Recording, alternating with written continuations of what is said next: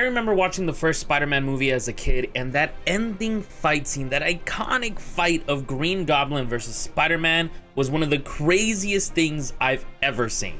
And what makes that scene so much better is the fact that the fighting was really bloody and gritty. It was good, and I remember being so shocked that it actually led to the death of Green Goblin. It just made that whole sequence and whole scene so dang iconic for Spider-Man.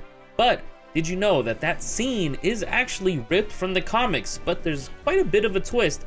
Most people don't know about it. Now this happens in Amazing Spider-Man issue 122, and the thing that's so interesting about it is because the issue right before that was actually the death of Gwen Stacy. Which of course, if you've seen the movie, you know that that Gwen Stacy plot is not here whatsoever. So the whole situation is fueled by anger and hate from Spider-Man towards Green Goblin because of the death of Gwen. He wants him dead.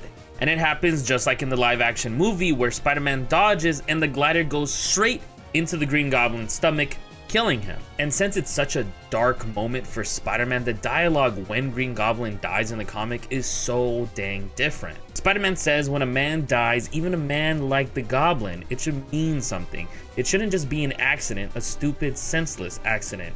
It's got to have a point. So it doesn't just mean we live in vain. Funny. I thought seeing the Goblin die would make me feel better about Gwen.